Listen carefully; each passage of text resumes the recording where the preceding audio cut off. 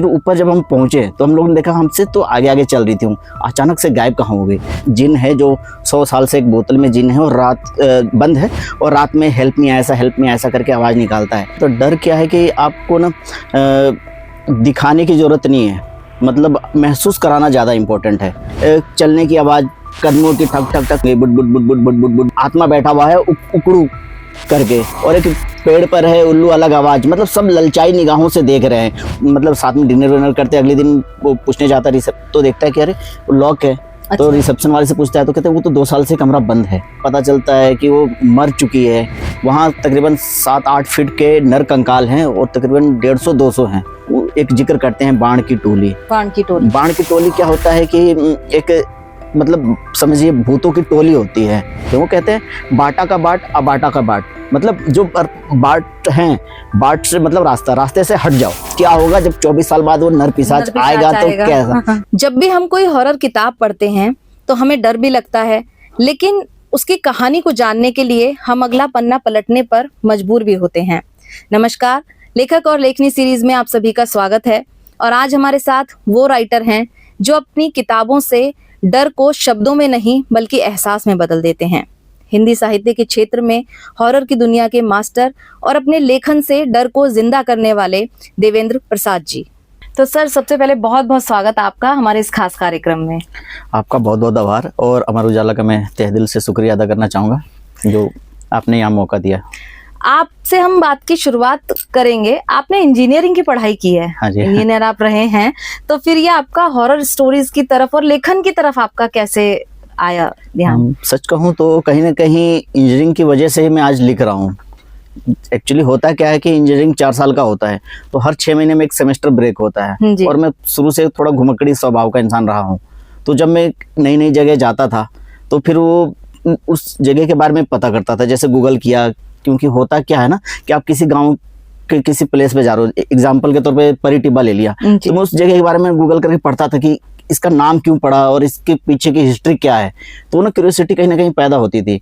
फिर इसी वजह से फिर धीरे धीरे लेखन क्षेत्र में भी आ गया मैं।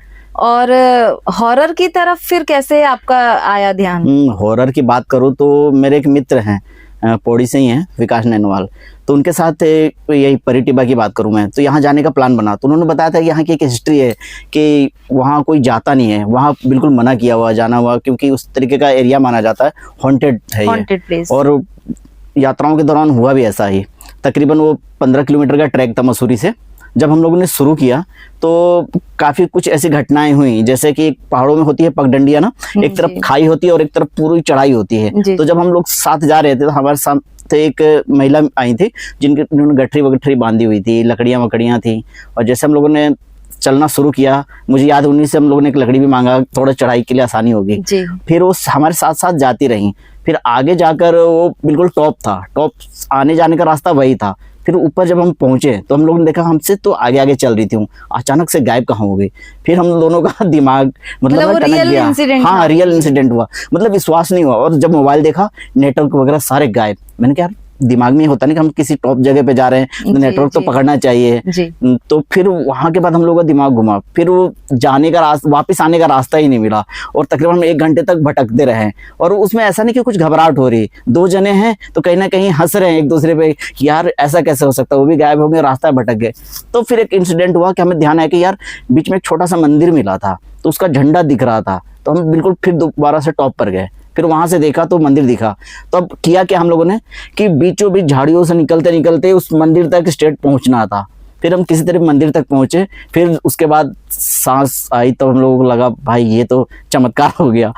और फिर जब मैं वापस घर आया तो फिर उस चीज़ को मैंने फिर लिखना शुरू किया। तो मेरी शुरुआत यहाँ से हुई। जब होता है ना कि सत्य घटना कुछ घटती है तो आपको इंस्पायर करती है, तो ये चीज़ मेरे साथ हुई थी।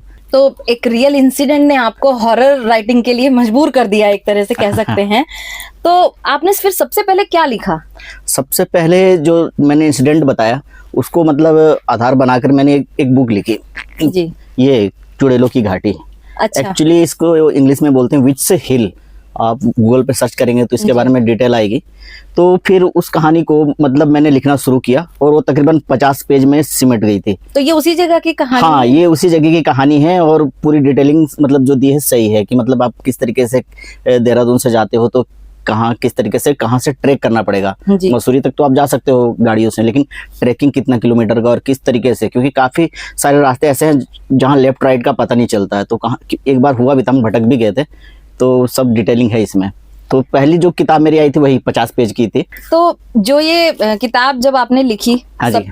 क्योंकि हॉरर राइटिंग कम ही देखने के लिए मिलती भी है, तो कैसा रिस्पॉन्स आपको मिला? इसका मैं बात करूँ तो बहुत तगड़ा रिस्पॉन्स आया था और ये उस टाइम की मतलब तकरीबन जो पब्लिकेशन स्टार्ट हुआ था, तो कहीं ना कहीं मैं कहना चाहूँगी इसकी वजह से भी पब्लिकेशन को बहुत बड़ा फ़ायदा मिला और उससे मुझे मेरा नाम भी और पहचान भी मिला। तो कहीं ना कहीं इस किताबों ने अच्छा खासा रिकॉर्ड भी बनाया, क्योंकि पब्लिकेशन के मन में कहीं ना कहीं डर था कि 50 पेज की बुक है, मान लीजिए उसका MRP हम 100 रखते हैं, 50 प्लस डिलीवरी चार्ज, तो रीडर्स ये सब ज़्यादा सोचते हैं। पर ये जस्ट उल्टा हुआ, जब कहानी में आपके दम हो ना, तो मतलब पाठकों ने मुझे बताया कि फिर पैसा मैटर नहीं करता है। जी जी। तो वो डिलीवरी चार्ज देने के लिए भी तैयार थे। अच्छा, तो इसमें कोई ऐसा इंसिडेंट इसी किताब का नहीं, हाँ जी, हाँ जी। आपकी अन्य जो किताब हैं उनके भी नाम हम बताएंगे। तो थोड़ा खौफ, कदमों की आहट है, रहस्यमयी सफर है, और अभिशप्त रूपकुंड है, कब्रिस्तान वाली चुड़ैल है। आपकी जो किताबें हैं बहुत मतलब सुनते ही तो डरावनी लगती हैं, लेकिन इसमें रियल इंसिडेंट है सब में या फिर कुछ फिक्शन भी है? मैं बात करूं अपनी स्टोरी की, तो मैंने जितनी भी स्टोरीज लिखी हैं या नॉवेल लिखे हैं, ये सारे सत्य घटनाओं पर आधारित हैं। तो कहीं ना कहीं मैं कहना चाहूँगा कि कल्पनाओं का भी सहारा लेना पड़ता है। जी। कल्पनाओं की बात करूं तो जैसे मैंने किसी कहानी को मतलब किसी कहानी को बेस में लिया, मान लीजिए मैं कब्रिस्तान वाली चुड़ैल की बात करूं तो उसमें एक घटना थी, उसको मैंने ली, लेकिन कहीं ना कहीं आपको जब कहानी पूरा करना होता है ना, तो कल्पनाओं का सहारा भी लेना जी, ही पड़ता है। तो हैप्पी एंडिंग के लिए तो चाहिए ही होता है। तो हॉरर में भी हैप्पी एंडिंग होती है? हाँ, मतलब हैप्पी एंडिंग आप इस तरीके से, दो तरीके से होता है। एक तो ऐसा पार्ट लाकर एंड में ऐसा रख दो कि कहीं ना कहीं किताब ना कंप्लीट लगे। जी। आपने कहीं उसको अधूरा छोड़ दिया ना, तो पाठक वर्ग है ना बहुत चालाक है, वो अपने आप को ना ठगा हुआ महसूस करते हैं। जी। तो जैसे मैं बात करूं कब्रिस्तान वाली चुड़ैल, रहस्यमयी सफर, अभिशप्त रूपकुंड, तो ये सारी सीरीज में स्टोरी हैं, लेकिन कहीं ना कहीं अपने आप में कंप्लीट है। आप कोई सी भी किताब पहले पढ़ते हो तो आपको ये नहीं लगेगा कि नहीं मैंने इनकम्प्लीट पढ़ी है। जी। लेकिन इसका सीक्वेंस अभी भी जारी है। ये तकरीबन 6 किताबों का सीरीज है। तो ऐसा कोई कभी किसी पाठक ने आपको ऐसा रिस्पांस दिया कि इस तरह की घटना तो मेरे साथ भी हो चुकी है? हाँ, ये बहुत मज़ेदार वाकया हुआ था। तकरीबन मैं पॉकेट FM नाम का एक प्लेटफॉर्म है, ऑडियो प्लेटफॉर्म है, तो मैं उसके लिए एक शो लिख रहा था, हेल्प मी आयसा। वो कम्प्लीटली हॉरर था। तो जब मैंने स्टोरी लिखना शुरू किया तो होता क्या कि मैंने तकरीबन 50 एपिसोड उनको दे दिया था लिख के। तो तकरीबन एक रीडर्स का मेरे पास कॉल आया था, क्योंकि क्या होता है कि उन्होंने डिटेलिंग में कॉन्टेक्ट नंबर वगैरह डाल दिया था। तो उसने बताया मुझे कि मेरा नाम भी आयसा है। अच्छा। और जो आपने डिटेलिंग डाली है कि ये घर पीपल का पेड़ है और यहाँ ये सब जगह का नाम लिखा है आपने, तो वाकई में ऐसा है।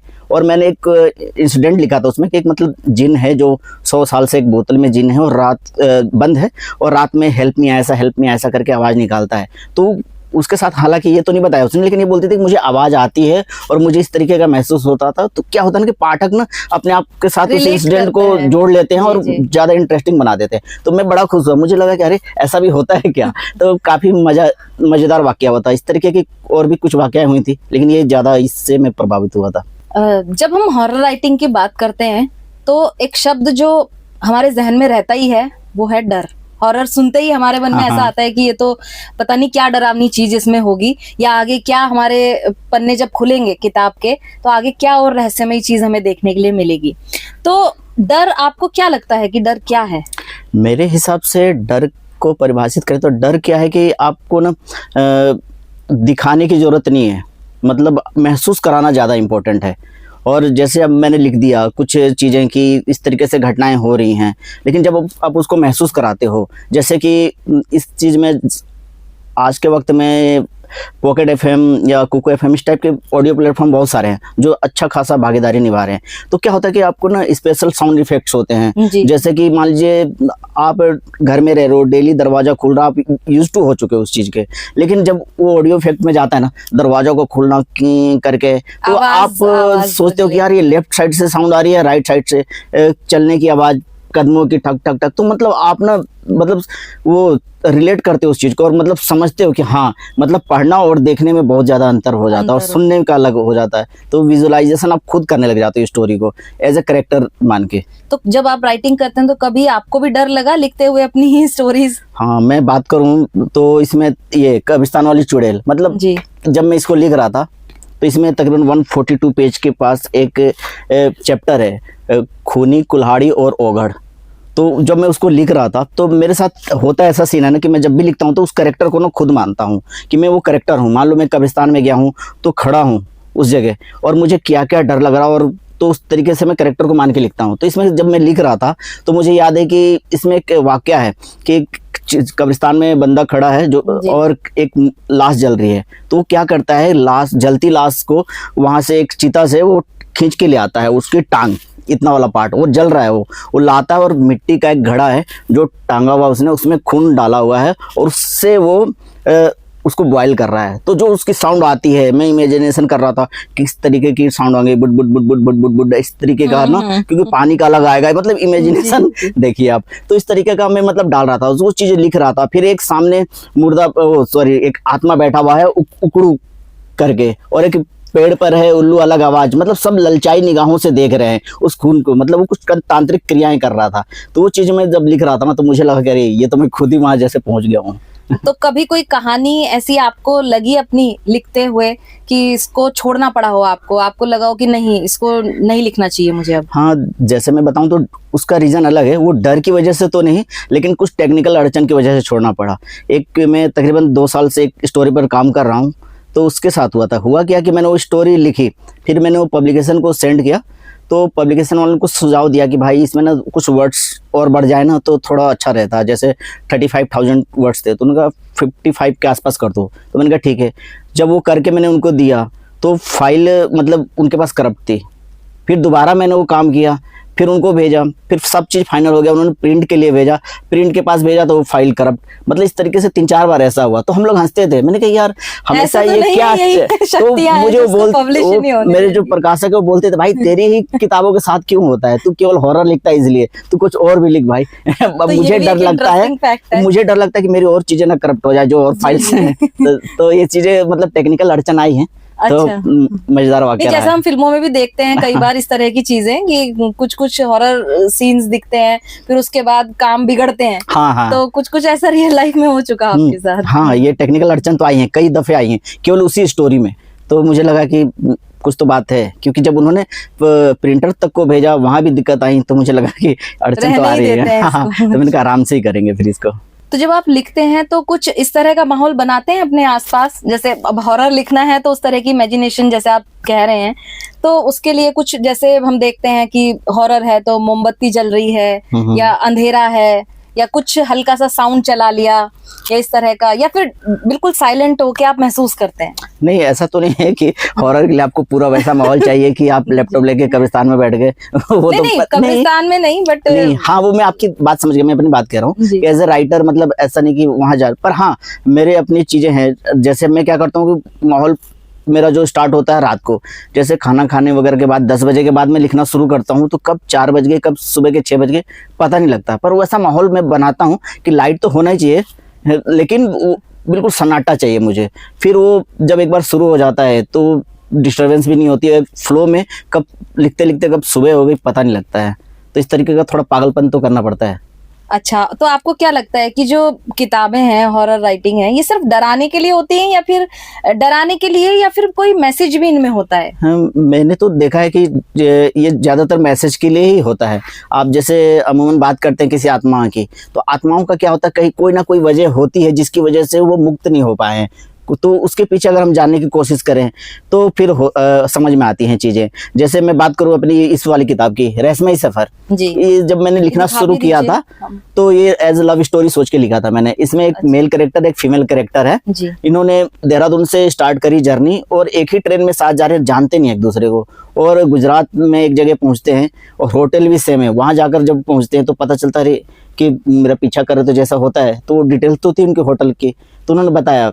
लेकिन जब उसको पता चलता है अगले दिन कि वो जाता है, मतलब साथ में डिनर विनर करते, अगले दिन वो पूछने जाता है तो देखता है कि अरे वो लॉक है, तो अच्छा। रिसेप्शन वाले से पूछता है तो कहते हैं वो तो 2 साल से कमरा बंद है।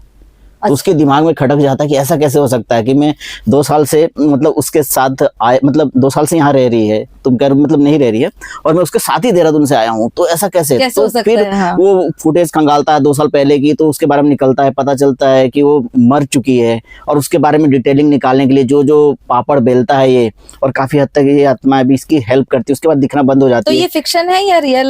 ये रियल स्टोरी पर इंस्पायर है, ये है। ठीक है, तो इसके लिए आप गए थे क्या? हाँ, जहाँ पर मैं उसी जगह पर? गुजरात गया हूँ और तकरीबन 15 दिन रुका हूँ उस जगह पे। अच्छा। और तगड़ी रिसर्च की है मैंने उस जगह के बारे में, फिर जाकर लिखा है मैंने। फिर मुझे लगा कि नहीं, स्टोरी तो आनी चाहिए इस पे। आपकी ज्यादातर स्टोरीज रियल हैं और आपने घुमक्कड़ी जीवन आपका रहा है शुरू से। आप कई राज्यों की यात्राएं कर चुके हैं किताबों को लिखने के लिए।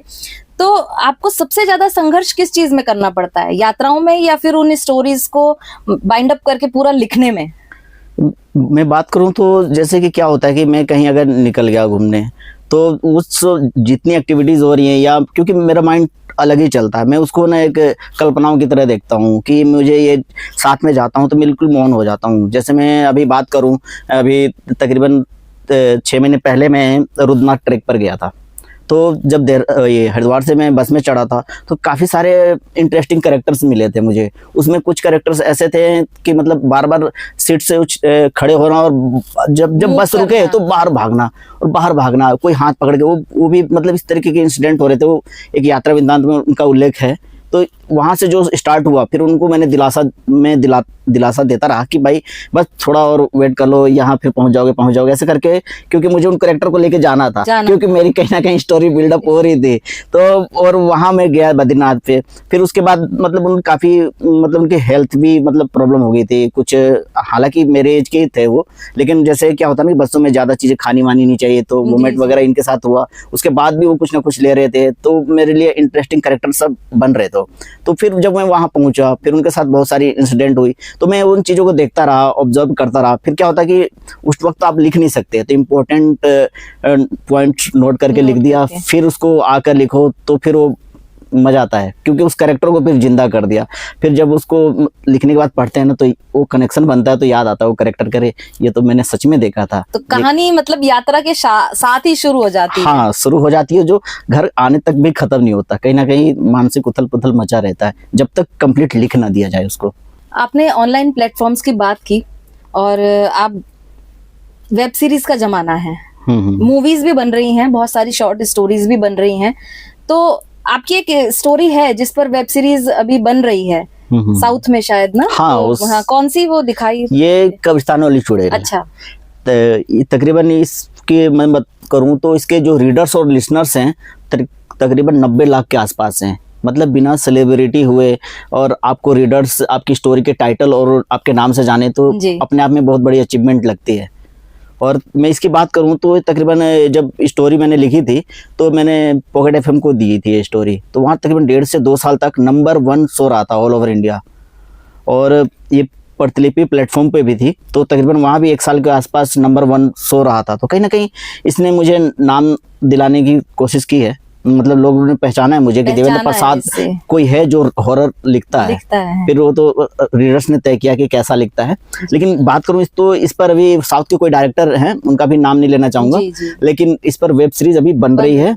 और बॉलीवुड में अगर कोई आप चाहें अभी की कोई स्टोरी मेरी ऐसी है जिस पर वेब सीरीज बन सकती है, तो कौन सी बनेगी, और फिर उसका डायरेक्शन भी कौन करे? मैं बात करूं तो रहस्यमयी सफर की, ये रहस्यमयी सफर जिसका अभी थोड़ी देर पहले जिक्र किया था, स्टोरी बताई थी मैंने, तो इस स्टोरी को मैं खुद चाहता हूँ कि जब मैं मतलब इस काबिल हो जाऊं तो इस पर बने और खुद मैं डायरेक्ट करूं, क्योंकि मेरा ड्रीम है कि मैं एक बार डायरेक्टर बनूं और अपनी लिखी हुई किताब को डायरेक्ट करूं। और इस किताब की बात करना चाहूंगा मैं, रहस्यमयी सफर। जब हम हिंदी राइटिंग की बात करते हैं, अमूमन हम पर्यावरण के बारे में, सामाजिक मुद्दों के बारे में देखते हैं, तो आपको क्या लगता है कि कहीं ना कहीं जो हॉरर राइटिंग है वो थोड़ी पिछड़ रही है या वो ज्यादा ट्रेंड में है? मैं बात करूँ तो देखा जाए कि पहले का जो साहित्य था ना, हिंदी साहित्य में हॉरर को उतना स्थान दिया नहीं गया जी। कहीं ना कहीं ये दोहरी मापदंड कह सकते हो आप इसको, लेकिन उसके पीछे भी वजह थी।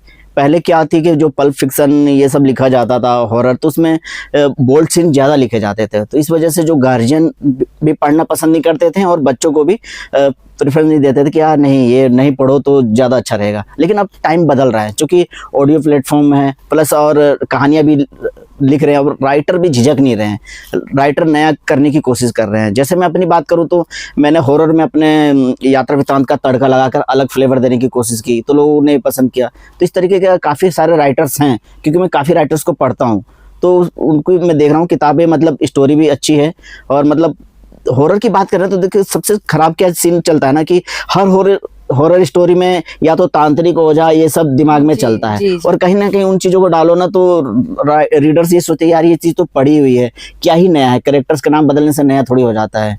तो फिर उस चीज़ को हटाना पड़ेगा या बदलना पड़ेगा। तो अभी मैं काफ़ी किताबें पढ़ी है मैंने कुछ 5-6 सालों से, तो चीज़ें मैं देख रहा हूँ काफ़ी नए राइटर्स उभर के आ रहे हैं हॉरर में भी। अच्छा, जब हम पहाड़ की बात करते हैं तो कहीं ना कहीं साइंस भले ही ना माने कि इस तरह की चीजें होती हैं, लेकिन पहाड़ में जब हम देखते हैं तो आज भी पहले देवताओं को पूजते हैं। फिर इस तरह की जब हम देखते हैं चीजें तो कई तरह के कहानियां हमारे सामने आती हैं।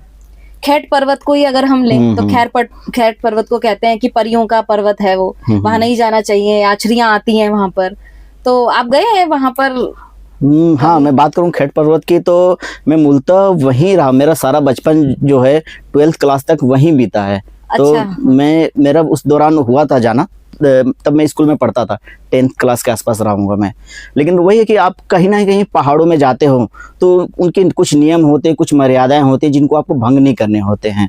जैसे शोर शराबा और गंदगी फैलाना, ये चीज़ें तो हैं ही। उसके अलावा जैसे मैं खैट पर्वत की बात करूं तो वहाँ के लिए मान्यताएं हैं, जैसे कि आप भड़कीले चमकीले इस तरीके का वस्त्र पहन के नहीं जाना चाहिए। अच्छा। फिर परफ्यूम छिड़कर नहीं जाएं तो ज़्यादा बेटर होगा। फिर लड़कियों के लिए भी होता है खुले बाल नहीं, कहीं ना कहीं नेगेटिव जो एंटिटी होती है वो भी आप पर हावी होती हैं। प्लस वहाँ तो आछरियों का है, तो आछरियों को तो होती हैं आछरियाँ, आपने कभी महसूस तो नहीं, ऐसा तो महसूस नहीं हुआ, पर कहीं ना कहीं आप जैसे हॉरर स्टोरी की बात करते हो तो कहते हैं भूत है भूत है, लेकिन जब तक नहीं आता लेकिन आपके दिमाग में तो है ना वो। लेकिन हम इतने भाग्यवान भी नहीं है कि आश्चर्यों से मुलाकात हो जाए तो हर किसी को जैसे कभी हो जाए तो क्या करेंगे? कभी हो जाए तो मैं तो चाहता हूँ हो, क्योंकि मैं अनुभव करना चाहता हूँ, उसको लेखन क्षेत्र में लाना चाहता हूँ। और जैसा कि मैंने कहा कि रियल स्टोरी पर बेस्ड लिखता हूँ, तो उस चीज़ें हों तो मज़ा आए। लेकिन ये है कि नेगेटिव वे में ना, पॉजिटिव वे में आनी चाहिए। आपकी जो किताब आई थी अभी कुछ टाइम पहले, हाँ जी, अभिशाप्त रूपकुंड, तो रूपकुंड को तो खैर कौन नहीं जानता, लेकिन यहाँ पे बात हम एक रूपवान कोई स्त्री की या नहीं कर रहे हैं। रूपकुंड तो झील जो है जिसमें बहुत सारे हम देखते हैं कि नरकंकाल हैं, और उसको लेके कई तरह की बातें भी सामने आती हैं कि ये बहुत साल पुराने हैं। तो किस तरह की आपने चीजें इसमें मेंशन की हैं? मैंने क्या है कि इसकी जो हिस्ट्री पहले मेंशन किया है और उसको बेस बनाकर कहीं ना कहीं लिखने की कोशिश की है। तो मैं पहले एक बताना चाहूँगा रूपकुंड है क्या। एक्चुअली रूपकुंड एक आज के टाइम पे ट्रैक है, एक जगह है जो झील है, वहाँ तकरीबन 7-8 फीट के नर कंकाल हैं और तकरीबन 150-200 हैं, जबकि इतने अमूमन इतने हाइट के तो कभी सुना भी नहीं है किसी ने। और सबके उसमें क्या है कि जैसे कुछ की कार्बन टेस्टिंग टेस्ट वगैरह ये सब चीज़ हुआ है, बाहर से भी लोगों ने किया है। तो उसमें यही निकल के आया है कि तकरीबन 200 से 250 साल पुराने ये नरकंकाल हैं। कुछ का मानना है कि वर्ल्ड वॉर के टाइम कुछ ऐसे इस तरीके से पार कर रहे होंगे, लेकिन वो नहीं है, वो सच नहीं मानता मैं। लेकिन हिस्ट्री में जब मैंने इसकी पढ़ी तो उसमें था एक राजा की कहानी थी, राजा जसोधवल करके हैं, तो वो नंदा देवी की एक जगह है, वहाँ वो मतलब जाते हैं मंदिर में। तो उसमें क्या है कि जैसे मैंने आपको बताया कि वहाँ धूम धड़ाके शोर शराबे की वजह करते हुए नहीं जाना होता है। तो उन्होंने क्या किया कि अपनी जैसे बारात लेके जाते हैं ना, उस तरीके धूम बैंड बाजे इस तरीके से हल्ला मचाते गए। और ये छोटी सी बात नहीं थी, आप मतलब देवी के सामने ऐसा दिखा रहे थे कि मैं राजा हूँ और मतलब मेरी ये मतलब गरिमा इस तरीके की है कि मतलब लोग की भीड़ देखो और मैं पूरे किस तरीके से जा रहा हूँ।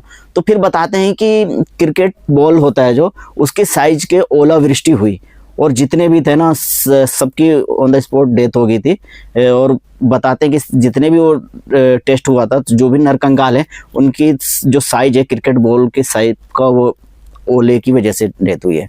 तो कहीं ना कहीं ये चीज़ें भी मतलब साबित होती हैं कि आप इस जगह जाते हो तो मतलब गरिमा बना के रखो, और देवता हैं तो देवता देवताओं को की। उच्च स्थान उनको देना ही पड़ेगा आपको। तो नंदा राज्यत यात्रा के ट्रैक पर जाते हुए ये झील जब पड़ती है तो लोग रुकते भी हैं यहाँ पर, देखते भी हैं। अब तो ये ट्रैक जो है टूरिस्ट स्पॉट तरह से बन गया है। हाँ, लेकिन देखा जाए ना, नंदा देवी राज्यत यात्रा का बहुत बड़ा महत्व है। जैसे आप कुंभ को महत्व देते हैं, तो ये आप उत्तराखंड का महाकुंभ बोल सकते हो इसको, क्योंकि ये हर 12 साल में आयोजित होता है। अगले साल होना भी है। हाँ हाँ, ये अब इस और बार। इसका पता है बड़ा इंटरेस्टिंग फैक्ट है इसमें ना, चौसिंगिया खाड़ू जिसको ना हम भेड़ बोलते हैं, तो 4 सिंग वाला भेड़ कहीं से आता है वो अचानक, और वही पूरे यात्राओं के दौरान आगे आगे अगुवाई करता है और वो रास्ता दिखाता है। साथ साथ उसको सेव करने के लिए एक बाघ भी रहता है जो साथ जाते हैं, जबकि दोनों में दुश्मनी होता है। और जैसे ये नंदा देवी राज्यत यात्रा कंप्लीट होती है, उसके बाद दोनों गायब हो जाते हैं, और ये हमेशा से चलता आ रहा है। तो कहीं ना कहीं ये सब चीजें पढ़कर, जानकर, देखकर मतलब लगता है कि अरे मतलब आज के जमाने में वैसा होता है। भी होती तो हैं। मतलब क्यूरियोसिटी पैदा होती है कहीं ना कहीं। तो जैसे इसमें हमने नरकंकालों के बारे में तो पढ़ा भी है, रिसर्च भी सामने आई है, तो उनको भी देखा हमने। इसमें आपने क्या अलग करने की कोशिश की है? इसमें अलग मैंने ये करने की कोशिश की है कि जैसे इसको बेस बना के तो लिखा ही मैंने, पर जो मेरे कैरेक्टर हैं वो मेल और फीमेल जो कैरेक्टर हैं, इसमें एक अटल नाम का अटल पैन्यूली है। तो इसका मतलब कुछ मैं थोड़ा सा बता देता हूँ स्टोरी। इसमें क्या होता है कि ये जब शादी करके आता है, घर में बिना बताए शादी करके आता है, तो इनकी घर में मान्यताएं थी कि अगर आप कहीं शादी करते हो तो 5 दिनों के अंदर आपको कुल देवी और देवता के दर्शन करने होते हैं और वहाँ पूजा पाठ करना होता है। तो इस यात्रा के दौरान वहाँ जाते हैं, वो 5वें दिन पहुँचते हैं, पर वहाँ जाकर वो चौंक जाता है कि उसका जो पंडित जी थे उन्हें सब पता था, वो काफी टाइम से उसका इंतजार कर रहे होते हैं वहाँ। और जब नाम लेकर संबोधित करते हैं, सारी घटनाएं बताते हैं और उसको बताते हैं कि तुझे अपनी पत्नी को यहाँ छोड़कर तुझे कुछ महीने के लिए अभी रूपकुंड जाना होगा, और तुझे ये कुछ टास्क देते हैं वो कंप्लीट करके आना पड़ेगा। तो इस तरीके की घटनाएं हैं, और वो जाता है और कई तरीके की चीज़ें होती हैं। जैसे मैं बात करूं, उत्तराखंड में आज से तकरीबन 60-70 साल पहले जो हमारे बुजुर्ग हुआ करते थे, वो एक जिक्र करते हैं बाण की टोली। बाण की टोली, बाण की टोली क्या होता है कि एक मतलब समझिए भूतों की टोली होती है, और उसमें क्या होता है कि जो भी इंसान मिला उसको रात के टाइम चलता है तकरीबन, ये मान लो कि आपको इस घाटी में अभी दिख रहा है तो 10 मिनट के अंदर दूसरी घाटी में दिखेगा, मतलब इतनी स्पीड रहती है उनकी। और जो इंसान भी सामने रास्ते में मिलता चला जाएगा उसको मार के अपनी टोली में शामिल कर लेते हैं। अच्छा। तो उसमें एक गोलजू देवता का भी है इसमें रोल। उसमें उनको मतलब देवता है तो सबसे आगे होते हैं, तो उनमें ये कहते हैं कि जो भूत होते हैं वो जस्ट उल्टा बोलते हैं और देवता मतलब अलग चीज बोलते हैं। वो कहते हैं बाटा का बाट अबाटा का बाट, मतलब जो बाट हैं, बाट से मतलब रास्ता, रास्ते से हट जाओ। जो गोलजू देवता की अगुवाई करते हैं, कुछ कुल देवता होते हैं वो भी रहते साथ, वो कहते हैं जो रास्ते से हट जाओ।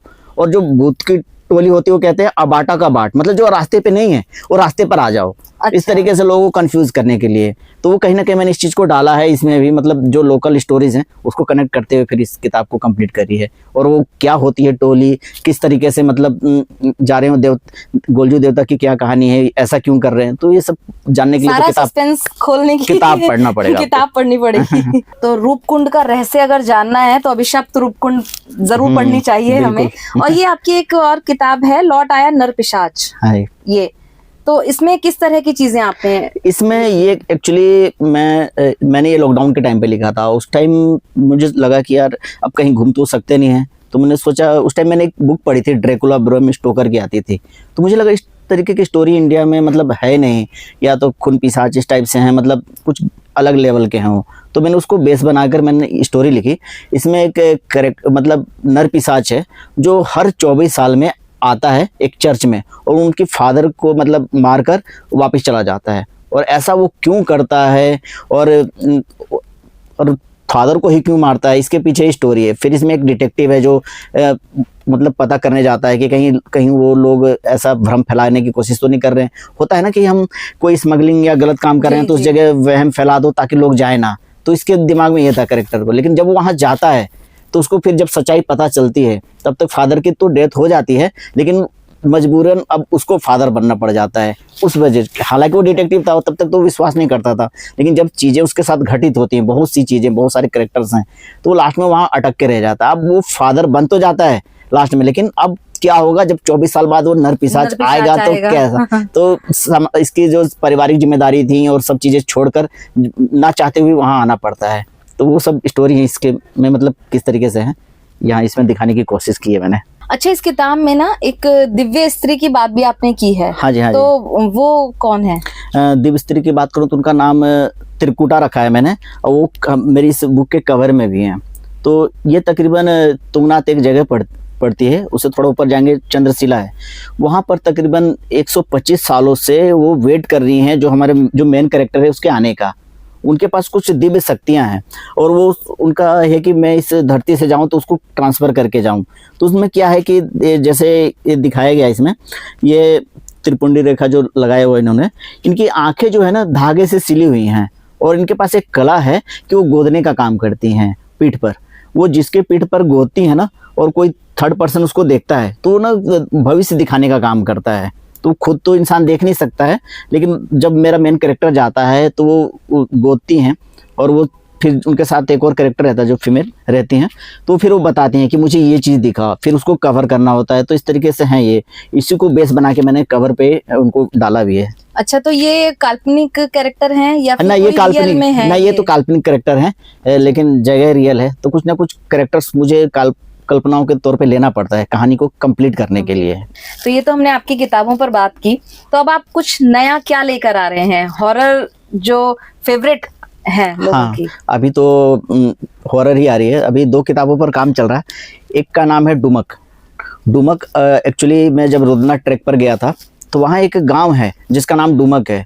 उसकी भी कहानी है। जैसे जब सती जी ने आत्मदाह किया था तो शिव जी को गुस्सा आया था, उन्होंने अपनी जटा से एक बाल तोड़कर नीचे फेंका था, तो वीरभद्र जी पैदा हुए थे। तो जब उन्होंने जटा से बाल फेंका था तो एक डुमक करके आवाज आई थी और एक गांव का जन्म हुआ था, उसका नाम है डुमक।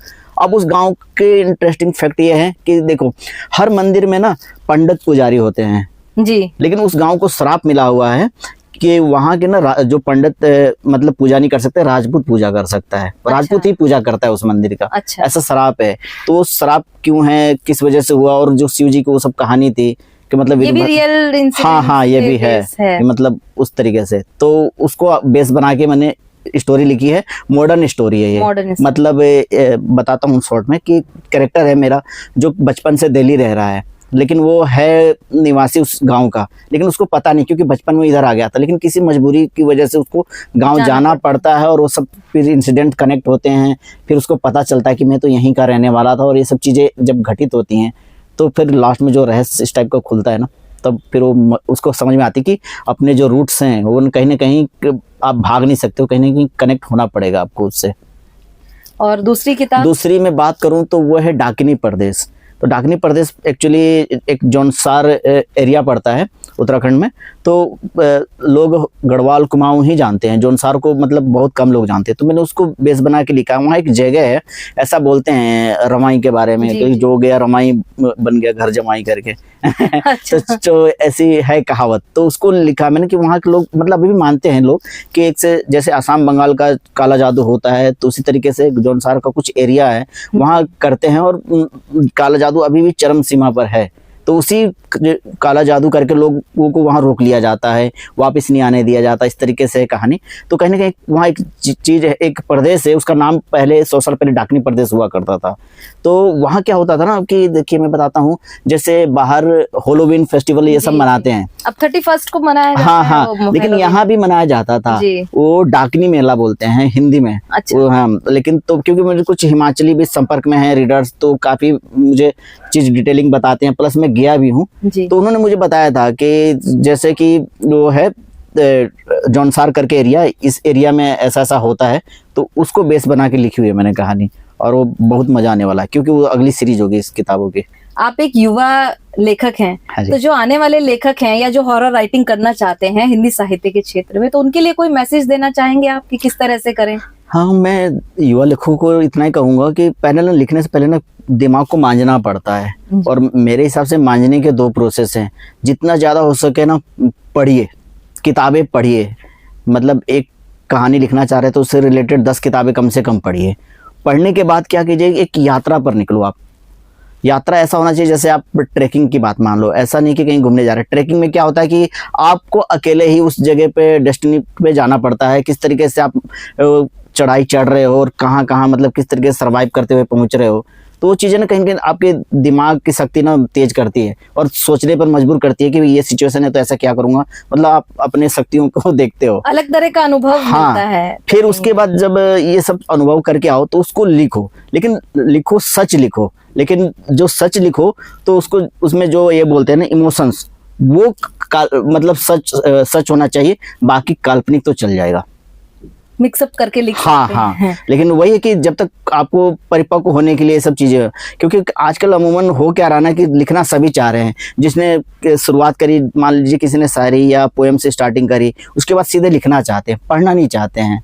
और आप पढ़ो तो पुराने लेखकों को भी पढ़ो और नए लेखकों को भी पढ़ो। पढ़ने से आपको कम से कम डिफरेंस तो पता चलेगा, आपको सब वो मिलेंगे, शब्द मिलेंगे नए नए, और आपको सीन क्रिएट कैसे करने ये चीज़ पता चलेगा। तो एक ही राइटर नहीं, अलग अलग राइटर्स को भी पढ़ो। आप अगर हॉरर में पढ़ रहे हो तो 4 नए राइटर्स को पढ़ो, तो पता चलेगा कि वे ऑफ राइटिंग क्या है, तो उससे इम्प्रूवमेंट होता है। बिना पढ़े तो नहीं हो पाएगा, नहीं हो पाएगा। तो सर बहुत बहुत धन्यवाद आपका हमारे साथ जुड़ने के लिए। आपका भी बहुत बहुत धन्यवाद, और अमर उजाला का मैं धन्यवाद देना चाहूँगा कि मुझे मौका मिला। तो ये थे हमारे साथ देवेंद्र प्रसाद जी, जिन्होंने वास्तविक घटनाओं को न केवल लिखा बल्कि जिया भी उसे, और एक नए तरीके से हमारे सामने शब्दों में उकेरा है। ऐसे ही और शख्सियतों के साथ जल्दी ही मुलाकात होगी। तब तक आप देखते रहिए अमर उजाला डिजिटल। अगर आप ये वीडियो YouTube पर देख रहे हैं तो हमारे चैनल को सब्सक्राइब कर बेल आइकन दबाएं, और Facebook पर देख रहे हैं तो हमारे पेज को लाइक करें।